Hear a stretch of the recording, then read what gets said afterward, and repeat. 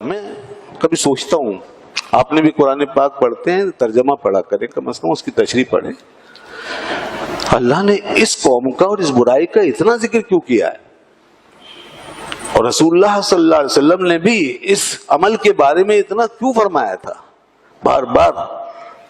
اس زمانے میں برائی اتنی نہیں تھی، اور دوسری برائیاں بہت تھیں جو پہلے سے چلی آ رہی تھی، مگر اہل عرب میں بالعموم یہ برائی نہیں تھی، لواطت کی، ہومو سیکشولیٹی کی.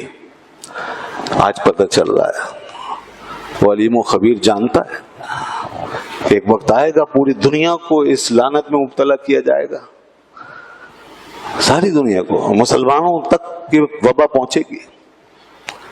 رسول اللہ صلی اللہ علیہ وسلم جانتے تھے کہ ایک وقت آئے گا میری امت پر، اور حضور نے بتا دیا تھا کہ دیکھو ایسا وقت آئے گا کہ لوگ اس برائی کی طرف تمہیں بلائیں گے، اور یہ برائی میری امت میں آئے گی، مجھے اس کا خوف ہے تم سے.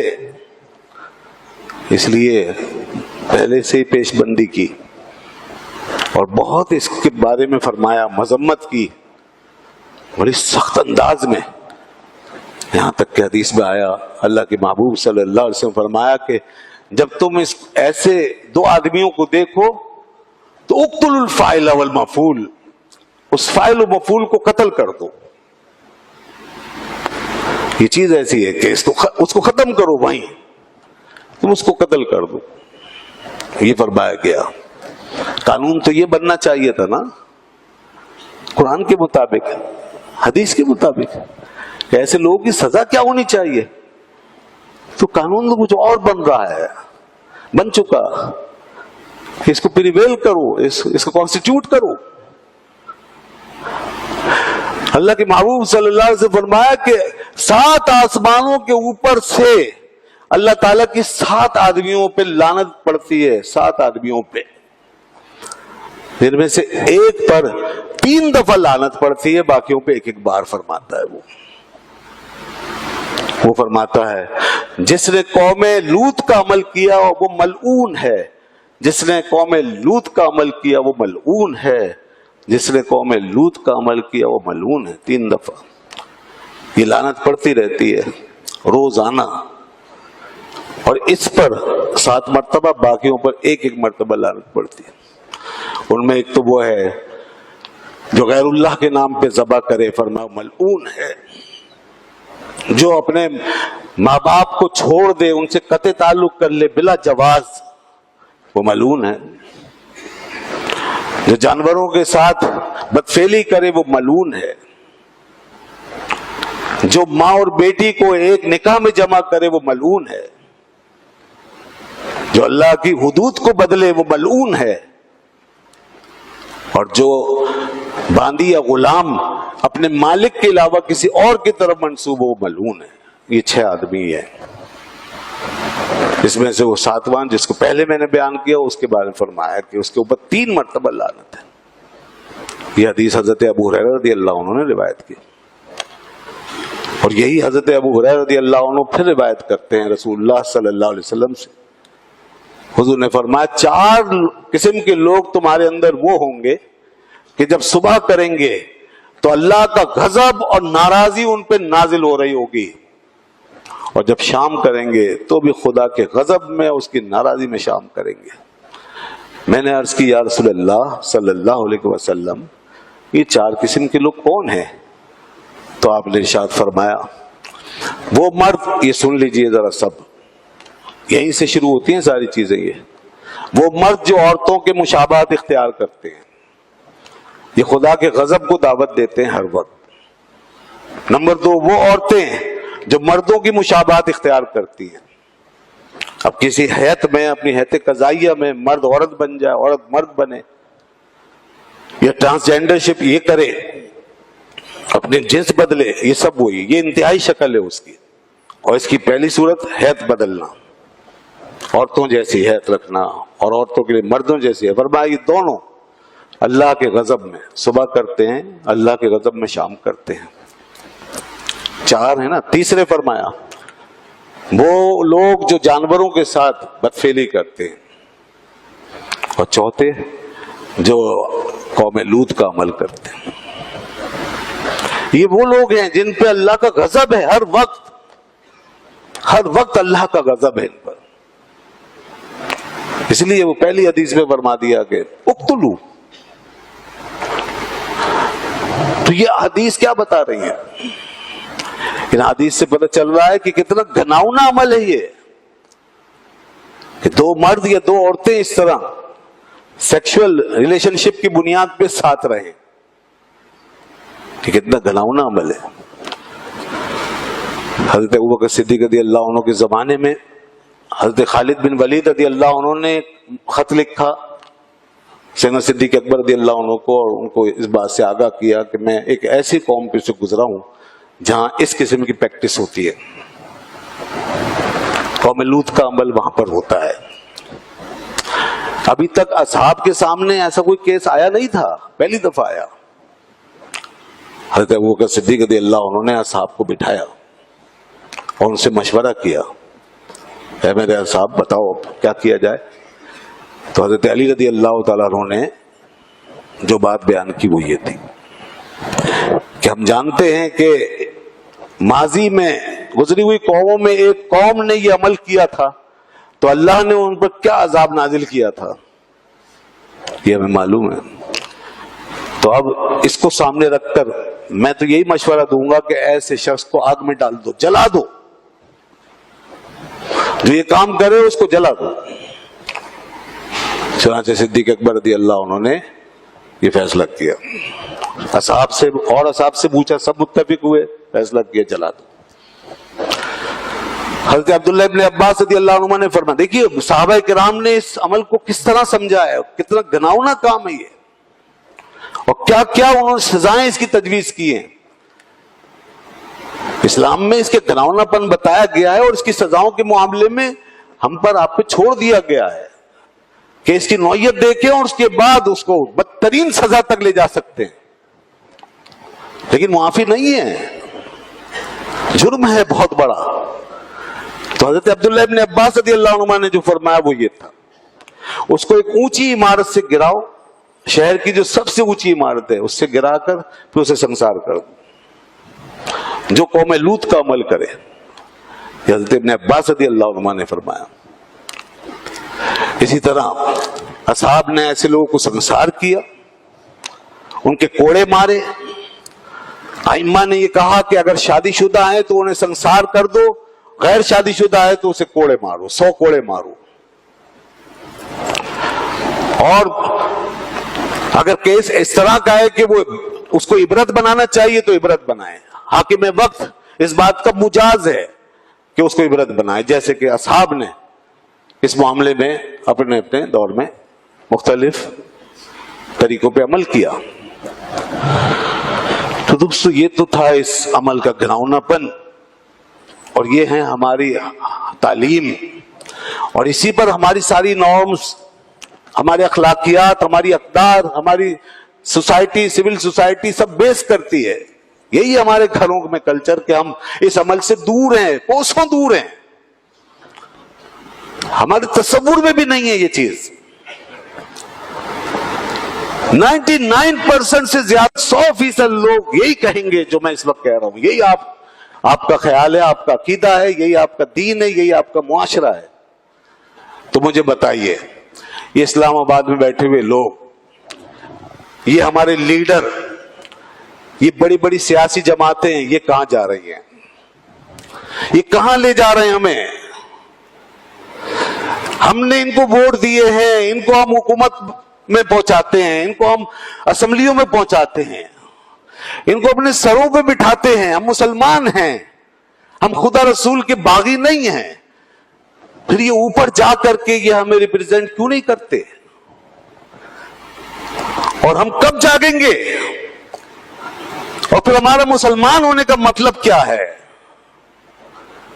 ہمارے مسلمان ہونے کا مطلب کیا ہے؟ کیا صرف یہی جو اب 2 تسبیحیں پڑھ لی اور کچھ نمازیں پڑھ لی بس، اور جا کے حج کر لیا، پورے مسلمان ہو گئے؟ اور اوپر یہ ہماری نسلوں کے لیے جو یہ آ رہا ہے یہ کلچر، یہ خدا کا غضب جو جس کے لیے راستہ ہموار کیا جا رہا ہے، کیا ہماری نمازیں بچا لیں گی ہمیں؟ क्या हमारी तस्वीर बचा लेगी? और ये सिर्फ जुबान पे जो ला इलाहा इल्लल्लाह की तकरार है ये बचा लेगी? और क्या ये इनके ट्वीट्स पर जो आयतें लिखी हैं और ये जो कुरान पेश करके या इस तरह के मजहबी हवाले दे करके हमें समझाते हैं, क्या ये खुदा के गजब से बचाने के लिए काफी है? क्या अल्लाह की किताब सिर्फ हमें वर्बली चलने का कहती है? और ये फिर इन कौमों पे अजाब क्यों आ गया? सोचने वाली बात है, हमें कुछ न कुछ सोचना पड़ेगा। इसके इम्पैक्ट्स बहुत खतरनाक हैं, आप इसके लिए ज़हनी तौर पे आप सोचिए। इसका मतलब क्या है कि जब आप जेंडर बदलवा सकते हैं, जब अपनी फीलिंग्स पे चल सकते हैं, इसका मजहबी जो कुछ मामला वो तो मैंने बता दिया, आखिरत तबाह है।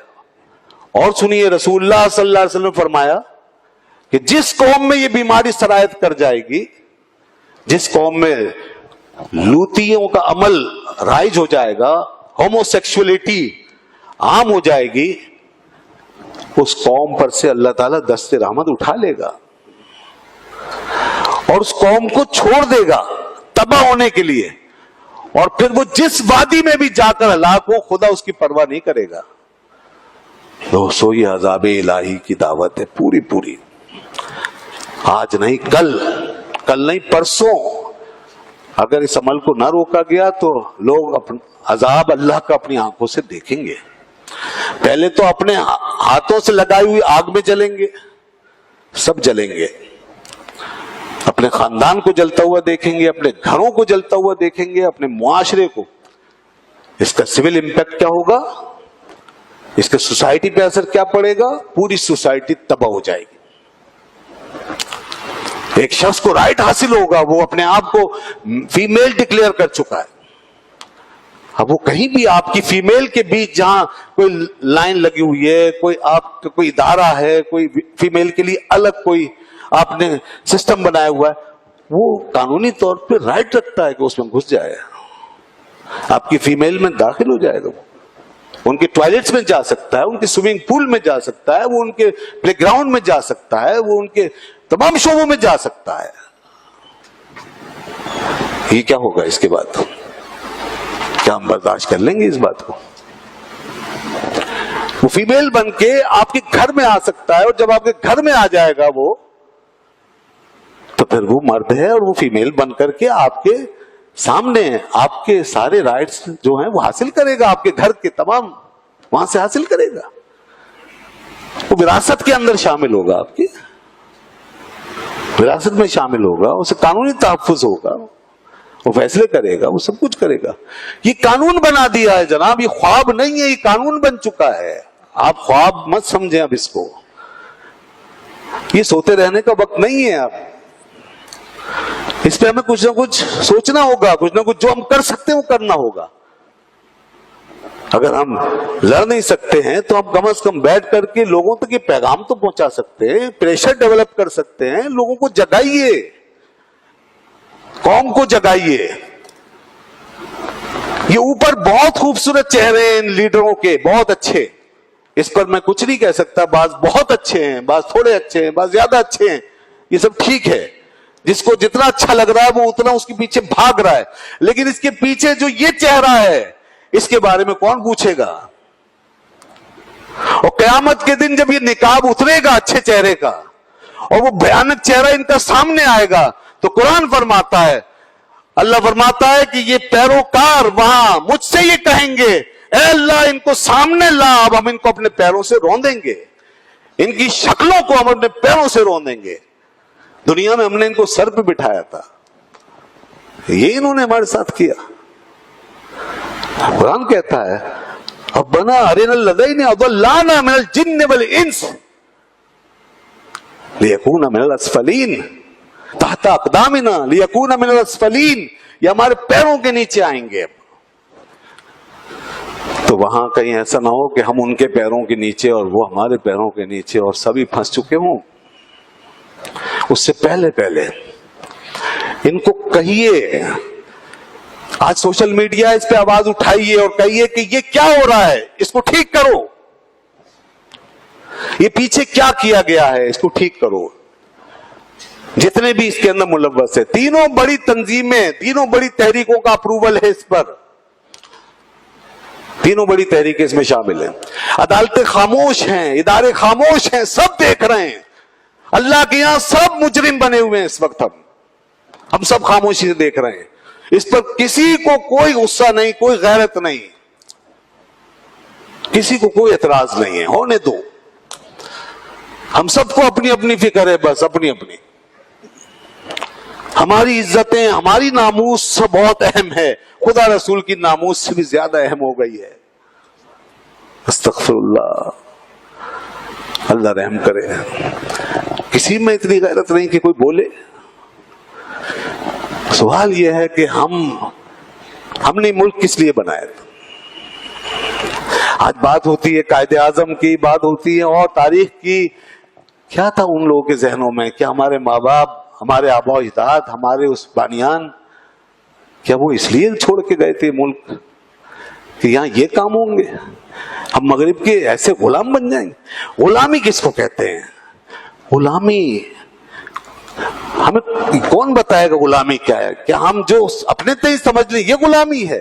गुलामी ये है असल सबसे बड़ी गुलामी, जहां अल्लाह रसूल को हमने पसे पुष्ट, उनकी बात को पसे पुष्ट डालकर मगरिब के आगे पूरा सजदा कर रखा, उनके अक़दार के, उनकी तहजीब के आगे, उनकी सिविलाइजेशन के आगे। और जो वो कर रहे हैं वो हम कर रहे हैं, उनको खुश कर रहे हैं। असेंबली में जब ये आवाज उठाई गई कि क्या हो रहा है, क्यों हो रहा है, तो कहा गया, वजारत जो ह्यूमन राइट्स की वजारत है उसकी तरफ से कहा गया कि भाई इस पर तो मगरिब ने हमें शाबाश दी है, मगरिब ने हमें बाकायदा इस पर शाबाश दे दी है, अप्रिशिएट किया है। आप ये क्या कह रहे हैं, इसके खिलाफ बोल रहे हैं आप? अल्लाह इन्ना लिल्लाहि व इन्ना इलैहि राजिऊन। मगरिब ने शाबाश दी है, खुदा का गजब भड़क रहा है, रसूलुल्लाह सल्लल्लाहु अलैहि वसल्लम का कल्ब मुबारक मुस्तरिब हो गया है, तमाम हमारी मुकद्दस अरवाह का जिगर पारा पारा हो चुका है। इस कानून के बाद हमारे आबा और अजदाद की लानतें कब्रों से निकल रही हैं जो हम पे पड़ रही हैं। इस कानून के बाद ये कानून इतना घिनौना है, इतना खतरनाक है ये। तो हम इस मुल्क को हमने बनाया था ताकि हम अपने दीन को प्रैक्टिस करें, अपने दीन को हम रिप्रेजेंट करेंगे, अपनी अक़दार को, और हम दुनिया को बताएंगे हम मुसलमान हैं, मुसलमान ऐसे होते हैं, इसलिए बनाया था। आज हमारी असेंबलियों से क्या जा रहा है पैगाम? पैगाम बिल्कुल रिवर्स हो गया, रिवर्स हो गया है, उलट दिया है। हम अपने दीन और अपनी अक़दार को रिप्रेजेंट नहीं कर रहे, हम मगरिब को रिप्रेजेंट कर रहे हैं, हम अक़वाम मुत्तहिदा के बनाए हुए उसूलों को, हम अमेरिकन कल्चर को, हम मगरिबी तहजीब को रिप्रेजेंट कर रहे हैं। हम उनको प्रिवेल कर रहे हैं, यहाँ पर उनके प्रोटेक्टर बन गए, हम उनके प्रोटेक्टर बन गए, उनकी नॉर्म्स के, और हम दुनिया को पैगाम उनका पहुंचा रहे हैं, अपना नहीं पहुंचा रहे। इसका पूरी दुनिया पे जो असर पड़ रहा है, जो मुसलमान जहां भी आबाद हैं उन पे क्या असर पड़ रहा हो। भारत में नहीं है कानून, इंडिया में नहीं है, आप अंदाजा करें। वो सेकुलर कंट्री है, उन्होंने नहीं बनाया। आप कितने लिबरल हो गए, कितने आजाद हो गए आप गैर मुस्लिमों से भी आगे निकल गए, बड़े बड़े लिबरलों को पीछे छोड़ दिया आपने, और नाम इस्लाम का है, आपके कॉन्स्टिट्यूशन में लिखा हुआ है, इस्लाम shall be the state religion of Pakistan. इस्लाम इस मुल्क का स्टेट रिलीजन होगा, ये आपके मुल्क में लिखा हुआ है, आपके कानून में लिखा हुआ है, आपके आइन में लिखा हुआ है, आपके प्रीएम्बल में लिखा हुआ है कि सॉवरेंटी सिर्फ अल्लाह की है, इक्तिदार आला का मालिक वो है, पूरी दुनिया पर बस उसकी हुक्मरानी है। हम पाबंद हैं इस बात के कि जो वो चाहता है वो हम करें। आइन को भी उड़ा के फेंक दिया हमने, बिल्कुल तहस नहस कर दिया है।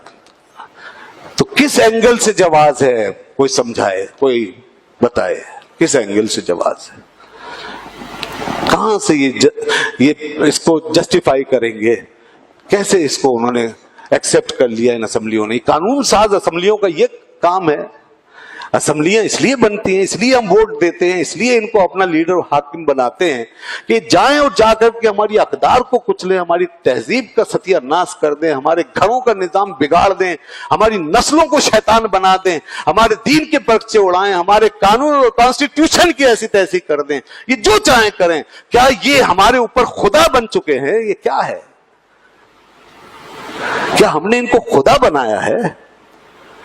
ये हमारे खादिम हैं, ये हमारे खादिम हैं, ये हमारे वोटों से आते हैं।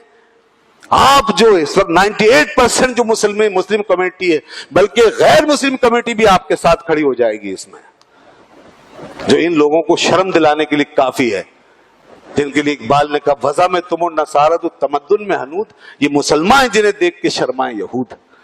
वो भी खड़े होकर कहेंगे कि नहीं जी हम भी नहीं चाहते। शराब के मसले में आपने देखा ना, क्रिश्चियन कमेटी, ईसाइयों ने कहा नहीं हमने कोई इसके लिए परमिट नहीं मांगे, ये आपकी असेंबली ने मांगे, आपके एमएनएज एमपीएस की ख्वाहिशें हैं, ये हमारे नाम पे परमिट जारी किए जा रहे हैं, हमने नहीं इसके लिए दरखास्त लगाई। मुंह काला कर दिया था उन्होंने सबका, मगर काले मुंह काले ही रहेंगे, उन पे कोई असर नहीं पड़ेगा। इनके दिल काले हैं, कि रूहें सख्त हो गई हैं और ये इस्लाम को, दीन को बिल्कुल नहीं अपनाना चाहते। बस हमें मनाने के लिए, हमसे वोट लेने के लिए, ये पाकिस्तानी भी हैं, ये मुसलमान भी हैं, ये तारीखी भी हैं, ये कॉन्स्टिट्यूशनल भी हैं, ये सब कुछ है। मगर पीछे जब असम्बलियों में इख्तियारात इस्तेमाल करने का वक्त आता है तो वहाँ सिर्फ ये एक ही हैं, मगरिबी हैं, मगरिबी हैं, मगरिबी हैं। अब मैंने जो कुछ कहा है हक़ाइक़ की रोशनी में कहा है। अगर कोई 50% पाकिस्तानी है या 50% मुसलमान है तो ठीक है, अच्छी बात है, उसके इतने इस्लाम को सलाम, उसकी इतनी पाकिस्तानियत को सलाम। लेकिन हमें तो इस बात का गिला है कि जो बाकी 50% आपके हाथ से निकल गया है, ये इस 50% का सत्यानाश कर देगा और हमें कहीं का नहीं छोड़ेगा। वो इतना खतरनाक है कि जो आपने मनवा लिया है ऊपर बैठ के, वो बहुत खतरनाक है। और मैंने बता दिया कि उसका क्या क्या उसके असरात पड़ेंगे और सोसाइटी कहाँ कहाँ मुतासिर होगी, सब कुछ तबाह हो जाएगा और ये होमोसेक्सुअलिटी आम होगी इस माशरे में। और एक बात आखिरी है, मगरिब ने ये काम बहुत पहले कर दिया है, इसको तो अब दहाइयाँ हो गई है वहाँ पे इंस्पेक्टर, इतनी बड़ी बला में फंसे हैं वो कि वहाँ से आवाजें उठ रही हैं, लोग चीख रहे हैं, औरतें चीख रही हैं, भाई ये क्या हो रहा है हमारे साथ, ये क्यों घुस रहे हैं यहाँ पर लोग, ये मेल जेंडर हैं और ये फीमेल की डिग्री लेकर आ गए हैं और ये हमारे अंदर क्या कर रहे हैं। ये औरतें चीख रही हैं, वो औरतें चीख रही हैं कि जो ना हिजाब करती हैं ना लिबास पहनती हैं। अरे हमारी औरत तो बहुत बाहया है, वो तो मर जाएगी जीते जी। और हमारा क्या बनेगा हमारी गैरत का कि जब ये कुछ देखेंगे। वहां पाबंदी लगाई है उन्होंने कुछ चीजों, स्विमिंग पूल ये वो, वहां पाबंदी लगाई, पाबंदियां लग रही है, रिवर्स हो रहे हैं अब दोबारा वो। मगर हमारे इस लिबरल को, इस सेकुलर को कौन समझाए, इन लीडरों को कौन समझाए, इन हुक्मरानों को कि जो नशे में हैं हुक्मरानी के और अवाम ने इनको बना दिया या जैसे तैसे ये बन गए, बस हुकूमत आते ही ये फिर उसके बाद ये समझते हैं कि अब हम पे कोई पाबंदी नहीं, न कोई खुदा रसूल का तसव्वुर, न कौम का कोई लिहाज, बस ये मुतलकुल इनान है, फिर जो चाहे करे। दोस्तों हमें तो अल्लाह के अजाब से डर लगता है, हमें अपनी कब्रों में जाना है, लिहाजा इस पैगाम को पहुंचाइए। और मैं तमाम उलमा और मशाइख जो पाकिस्तान के हैं उन सब से मैं अपील करता हूं कि इस मसले को तमाम मसाजिद में उठाएं, बयान करें और लोगों को आगाह करें। और तमाम सोशल मीडिया पे रहने वाले लोग भी इस मसले को उठाएं। हम गैर कानूनी काम नहीं करते, न करवाना चाहते, हम एक जमहूरी तरीके से अपनी आवाज उठा सकते हैं। हम अल्लाह के यहाँ, उसके महबूब के यहाँ सुरखरू होना चाहते हैं कि अल्लाह जो हमारे बस में था वो हमने कर लिया, बाकी फिर दुनिया ने जो कुछ किया उसके जिम्मेदार वो हैं। आप अपने हिस्से का काम कर लीजिए और इंशाअल्लाह इसकी खैर व बरकत आप पाएंगे। इस आवाज को उठाएं और इन तमाम लोगों को जो भी ऊपर हैं हमारे, उन पे प्रेशर डेवलप करके उनको बनवाएं कि आप ये चीज वापस करो और हमें हमारे दीन पर रहने दो।